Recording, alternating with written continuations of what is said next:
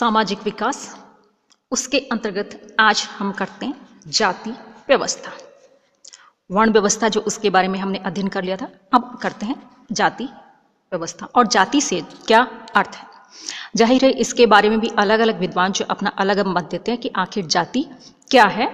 और कहा जाता है कि इतिहासकार स्मिथ के अनुसार जाति उन परिवारों का एक समूह है जो धार्मिक क्रियाविधि की विशुद्धता को, विशेषकर खान पान और वैवाहिक संबंध की पवित्रता के विशिष्ट नियमों का पालन करने के लिए परस्पर संगठित होते हैं। इसी प्रकार से हर्बर्ट रिजले के अनुसार जाति परिवारों के संगठन या समूह को कहते हैं और उस समूह के सदस्यों का एक ही नाम होता है जो किसी ईश्वरीय या महान मानवीय अस्तित्व से संबंधित होता है।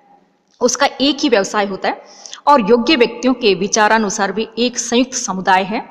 और आर.एन. मुखर्जी के शब्दों में जाति जन्म पर आधारित सामाजिक संस्कार और वर्ग विभाजन की वह गतिशील व्यवस्था है जो आवागमन, खान पान, विवाह व्यवस्था और सामाजिक सहवास के संबंध में अपने सदस्यों पर नियम या प्रतिबंध लागू करती है। तो इस प्रकार से अलग अलग विद्वान जो है इसकी अलग अलग परिभाषा देते हैं। दूसरी बात आती है कि जाति प्रथा जो उसकी विशेषता क्या रहती। सबसे पहली बात आती है कि जाति जो थी वो जन्म के ऊपर आधारित होती थी, अर्थात जो व्यक्ति जिस जाति के घर में जन्म लेता था वो उसी जाति का होता था। दूसरी बात, वैवाहिक संबंध अपनी ही जाति में करते थे और इस नियम का उल्लंघन करने पर भारी अर्थदंड देना पड़ता था और कभी कभी उन्हें जाति से बहिष्कार भी कर दिया जाता। इसके अलावा प्राचीन काल में प्रत्येक जाति का प्राय पैतृक व्यवसाय यानी कि काम होता था, किंतु आधुनिक काल में इस विशेषता जो उसका लोप हो चुका है और इस व्यवस्था के अंदर खान पान पर कठोर नियंत्रण होता था। प्रत्येक जाति का दूसरी जातियों के साथ खान पान का व्यवहार नहीं होता था। इसके अलावा सामाजिक रीति रिवाज तथा त्योहारों के अवसर पर जातीय नियमों का पालन करना पड़ता था और इस व्यवस्था के अंतर्गत बहुत सी जातियां उच्च स्तर की मानी जाती हैं तो कुछ निम्न स्तर की, और निम्न स्तर की जातियों के साथ उच्च स्तर की जातियों का व्यवहार समान स्तर का नहीं होता। अगली बात आती है वर्ण और जाति, जो उसमें क्या भेद होता था। वर्ण और जाति दोनों ही अलग अलग शब्द हैं, दोनों के अर्थ और भाव जो वो भी भिन्न भिन्न है। वर्ण व्यवस्था का प्रारंभ पूर्व वैदिक या ऋग्वैदिक काल में हुआ था, जबकि जाति व्यवस्था जो उसकी उपज ये वैदिक उत्तर वैदिक काल के बाद में हुआ था। वर्ण से तात्पर्य शरीर का रंग और जाति से अभिप्राय किसी विशेष समुदाय में जन्म और उसका निश्चित व्यवसाय है। वर्ण का संबंध राजनीतिक और सामाजिक रहा, परंतु जाति का संबंध परंपरागत पेशे और विशिष्ट सामाजिक रीति रिवाज और विश्वासों का पालन रहा है। एक ही वर्ण में एक व्यवसाय और भिन्न भिन्न व्यवसाय करने वाले लोग होते थे, परंतु एक जाति में एक ही प्रकार का व्यवसाय करने वाले लोग हुआ करते थे। अर्थात वर्ण जो है वो अपनी आवश्यकता अनुसार बदला भी जा सकता था, लेकिन जाति जो उसको नहीं बदला जाता था। अगली बात है जाति प्रथा की उत्पत्ति किस प्रकार से हुई थी। जाहिर है जाति प्रथा की उत्पत्ति कब और कैसे हुई इसके बारे में भी अलग अलग विद्वान जो अलग अलग मत देते हैं, लेकिन इसके बारे में भी हम निश्चित रूप से नहीं कह सकते कि कब और कैसे हुई थी। आर्य और अनार्य, फिर कहा जाता है कर्म के आधार पर 4 वर्ण बन गए थे और वर्ण व्यवस्था की उत्पत्ति, और फिर बाद में वर्ण व्यवस्था जटिल और कठोर होकर लुप्त हो गई और इसका स्थान किसने, जाति प्रथा जो उसने ले लिया था। अब अगली बात आती है कि जाति प्रथा की उत्पत्ति के संबंध में भी अनेक बातें हमारे सामने आती। जैसे पहली बात आती ईश्वरीय रचना का सिद्धांत, कि कुछ विद्वानों का मानना है कि जाति प्रथा की उत्पत्ति को ईश्वरीय तत्वों से जोड़ना का प्रयास किया और इसके लिए वे ऋग्वेद के पुरुष सूक्त का सहारा लेते हैं, जिसमें ब्राह्मणों की उत्पत्ति ब्रह्मा यानी कि विराट पुरुष जो उसके मुख से, इसके लिए क्षत्रियों की उत्पत्ति उसकी भुजाओं से, वैश्यों की उत्पत्ति जंघाओं से तथा शूद्रों की उत्पत्ति उसके चरणों से बताई है। और इस प्रकार से वर्णों की उत्पत्ति में ईश्वरीय तत्व और देवी आज्ञा जो उसका पुट देकर जनसाधारण की वर्ण व्यवस्था के प्रति आस्था, विश्वास, श्रद्धा और भक्ति बनाए रखने का प्रयास किया गया। दूसरी बात आती धार्मिक सिद्धांत, कि इस सिद्धांत के प्रतिपादकों में हाकोट और सेनाट के नाम सबसे आगे आते हैं। हाकोट का मानना है कि प्राचीन युग में राजा को ईश्वर का प्रतिनिधि समझा जाता था और उसे अनेक धार्मिक कार्य जो वो भी करने पड़ते थे, अतः राजा ने विभिन्न कार्यों के लिए विभिन्न लोगों को नियुक्त किया और उन्हें पद तथा प्रतिष्ठा प्रदान की और इन लोगों के बंधु बांधव एक समूह में संगठित होते गए। और सेनाट का तो ये भी मानना है कि लोग अलग अलग कुल देवता की पूजा करते थे और उनके वंशज अपने आप को उसी कुल देवता की संतान समझने लगे। एक देवता को मानने वाले ने दूसरे देवता को मानने वालों के साथ खान पान तथा वैवाहिक संबंधों आदि के मामलों में प्रतिबंध लगाने शुरू कर दिए। इस प्रकार से भिन्न भिन्न समूह का जन्म हुआ। इसके अलावा राजनीतिक सिद्धांत, कि जब आर्यों ने भारत पर आक्रमण कर यहाँ के निवासियों को पराजित कर दिया, तब उन्होंने पराजित लोगों पर अपनी राजनीतिक प्रभुता स्थापित कर ली तथा इन पराजित लोगों को दास अथवा दस्यु कहा जाने लगा। इस प्रकार से समाज में दो वर्ग, आर्य और अनार्य, जो वो सामने आए और समय की आवश्यकता अनुसार जब तक इन दोनों वर्गों का विभाजन अन्य समूह में हुआ तो ये समूह जातियां कहलाई। किंतु प्रसिद्ध विद्वान अबे डुवास की मानना है कि ब्राह्मणों ने अपने लाभ तथा अपनी प्रभुता को कायम रखने के लिए जाति प्रथा बनाई और यह उनकी एक चतुर राजनीतिक योजना थी। उन्होंने धार्मिक कृत्यों के संपादन का एकाधिकार अपने पास में रखकर समाज के अन्य लोगों को अपने नियंत्रण में रखने की जो योजना बनाई थी, उससे जाति प्रथा जो उसका विकास हुआ था। अगला बिंदु आता है रक्त की विशुद्धता का सिद्धांत, कि भारत में प्रवेश करने वाले आर्यों की सभ्यता और संस्कृति के प्रारंभ में कोई भी सामाजिक या पेशेवर समुदाय नहीं थे। पहले आर्य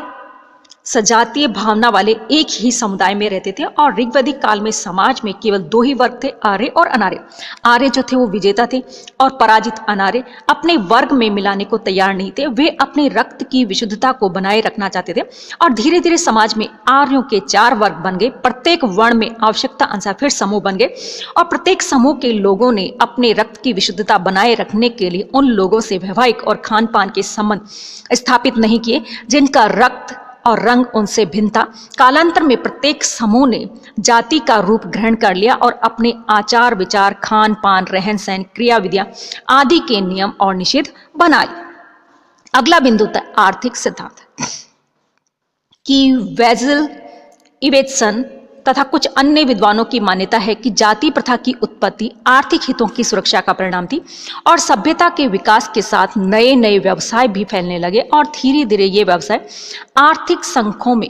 संगठित हो गए और आगे जाकर अपने अपने व्यवसाय के हितों की रक्षा के लिए व्यवसाय को वंश परंपरागत बना दिया गया और इसी से जाति प्रथा की उत्पत्ति। प्रोफेसर नेसफील्ड का मानना है कि जातीय भिन्नताएं उद्योग धंधों की भिन्नता के कारण है। जे.एस. मिल की मान्यता है कि व्यवसायों की ऊंच नीच की भावना से जाति प्रथा में ऊंच नीच की भावना आ गई और कुछ विद्वानों की मान्यता कि जाति प्रथा का निर्माण आवश्यकता अनुसार श्रम विभाजन के आधार पर हुआ, जैसे पुरोहित, लुहारी, सुनारी, बढ़ईगिरी, बुनकरी आदि इस विभेद का मूल व्यवसाय और उद्योग थे। इसी प्रकार से भौगोलिक सिद्धांत जो वो भी लागू होता है, कि बिलेट का मानना है कि विभिन्न स्थानों पर बस जाने के कारण एक स्थान पर बसे समूह के खान पान, रीति रिवाज तथा अन्य बातों में दूसरे स्थान पर बसे समूह से भिन्नता आने लगी और इस भिन्नता ने जाति प्रथा जो उसको जन्म दिया।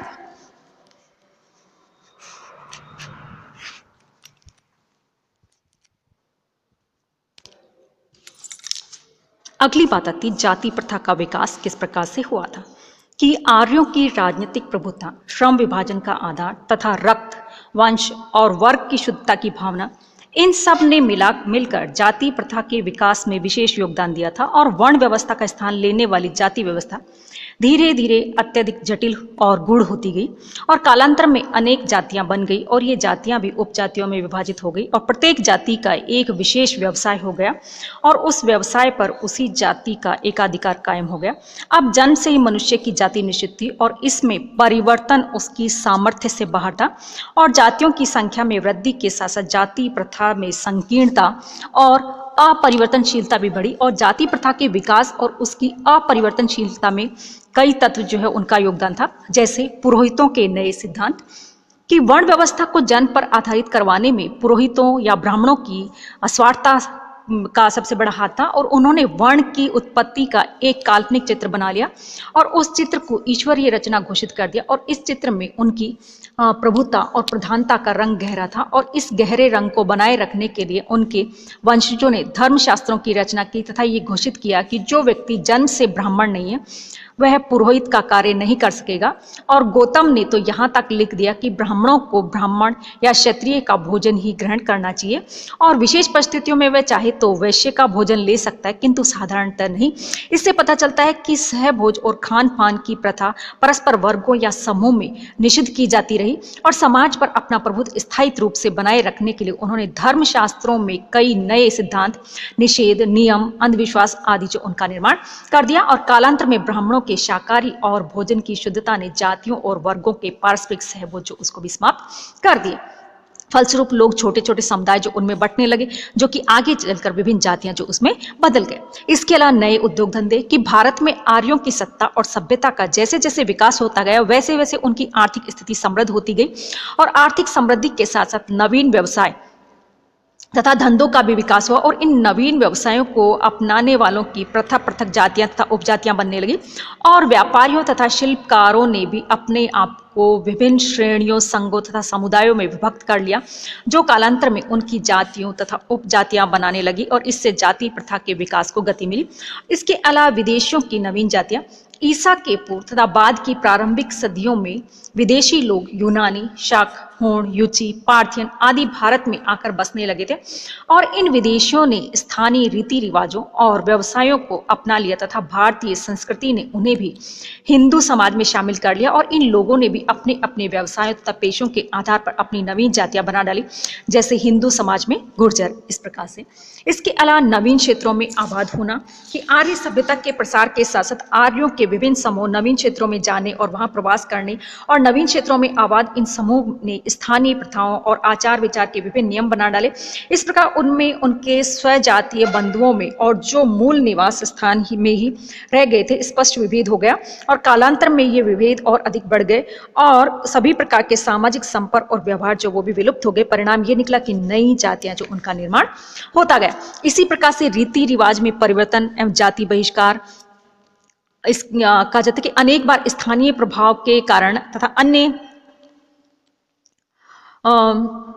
परिस्थितियों के वश भी कहा जाता है कि जाति के रीति रिवाज जो उसमें लोग परिवर्तन करने लगे, परंतु उस जाति के बहुत से लोगों को नए रीति रिवाज जो पसंद नहीं थे, अतः वे अपने को परिवर्तनवादियों से अलग कर अपनी नई जाति बनाने लगे तथा परिवर्तनवादी अपने आप को नई जाति में संगठित कर ले। इस प्रकार से ये भी इसका मुख्य कारण था। इसके अलावा वर्ण संकर जातियां कि कौटिल्य ने वर्ण संकर लोगों का भी उल्लेख किया है, जैसे ब्राह्मण पिता वैश्य माता से उत्पन्न संतान को अम्बष्ट कहा गया, ब्राह्मण पिता और शूद्र माता की संतान को निषाद और पार्श्व की संज्ञा दी गई और क्षत्रिय पिता और शूद्र माता की संतान को उग्रे कहा गया और वैश्य पिता और क्षत्रिय माता से उत्पन्न संतान को मागध और ब्राह्मण माता से उत्पन्न संतान को वैदे कहा गया। तो इस प्रकार से भी क्या हुआ, नई जातियां जो उनका उत्पन्न हुआ। इसके अलावा भी कुछ अन्य छोटे मोटे कारण थे जिनकी वजह से जातियां जो उनका उदय हुआ। अब अगली बात आती है कि जाति प्रथा जो उसके मुख्य गुण क्या रहते, जिसमें सबसे पहली बात आता है सह अस्तित्व की भावना, यानी कि जाति व्यवस्था ने समाज का आवेगिक दृष्टिकोण लिया और ऐसा माना जाने लगा कि किसी भी कबीले या जाति को चाहे संस्कृति में वे कितने ही निम्न हो, समाज के जीवन आवेग संगठन में विनिष्ट होने के योग्य नहीं है और प्रत्येक जाति और वंश को समाज के परस्पर प्रेम, शांति, स्नेह और मैत्री के वातावरण में अपने अपने अस्तित्व को बनाए रखने का अधिकार है। इसके अलावा व्यावसायिक दक्षता, क्योंकि एक जाति को मानने वाले, एक जाति में रहने वाले लोग जो एक ही तरह का काम करते थे, इसलिए व्यावसायिक जो उसमें दक्षता आती गई। इसके अलावा प्रतिस्पर्धा, क्योंकि एक जाति को मानने वाले लोग या एक जाति में जन्मे, एक जाति में रहने वाले लोग जो एक ही प्रकार का काम करते थे, एक ही जैसे उद्योग धंधे व्यवसाय जो करते थे, इसकी वजह से उनमें आपस में घृणा, प्रतिस्पर्धा, ईर्ष्या इत्यादि जो नहीं रहे। इसके अलावा रक्त, वंश और वर्ण की शुद्धता, प्रत्येक जाति के खान पान, आचार व्यवहार, वैवाहिक संबंध और संपर्क के नियम भी निश्चित थे और अंतर्राष्ट्रीय विवाह और विभिन्न जातियों में ऊंच नीच की भावना के कारण परस्पर सहभोज भी मना था और विवाह जाति के सीमित दायरे में होते थे और इनके नियमों का उल्लंघन करने वाले को जाति से बहिष्कार किया जाता था। इस प्रकार से रक्त, वंश और वर्ण की शुद्धता जो वो भी बनी रहती। इसके अलावा हिंदू धर्म और संस्कृति जो उसकी भी रक्षा हो पाई। तो इस प्रकार से ऐसे बहुत सी चीजें जो हमें इसकी लाभ जो देखने को मिलते। इसी प्रकार से जाति प्रथा जो उसके बहुत से दोष भी, इससे संकीर्णता की भावना का उदय हुआ। इसके अलावा आपस में पारस्परिक फूट उत्पन्न हुई। इसके अलावा युद्ध का दायित्व केवल जाति विशेष, यानी कि जो युद्ध का कार्य करते थे, जैसे कि आपके क्षत्रिय जाति के लोग जो थे, केवल उन्हीं के ऊपर आ गया। दूसरी जाति के लोग जो वो दूसरे कार्य करने लगे, जिसकी वजह से केवल यही लोग जो है युद्ध का कार्य करते थे। इसके अलावा दक्षता और कार्यकुशलता जो उसमें कमी आ गई थी। इसके अलावा अपरिवर्तनशीलता और अस्पृश्यता, क्योंकि जाहिर है अब ब्राह्मण और क्षत्रिय, ब्राह्मण जो है वो शूद्र का खाना हुआ या उससे दूर रहने लगा, उसके जाति के नियम अलग थे और ब्राह्मण जो उसके नियम, रहन सहन, खान पान अलग था। तो इस प्रकार से अब क्या होने लगा, आपके अस्पृश्यता जो उसके भाव जो भी बढ़े। तो इस प्रकार से ये जाति व्यवस्था जो उसके मुख्य दोष रहे थे।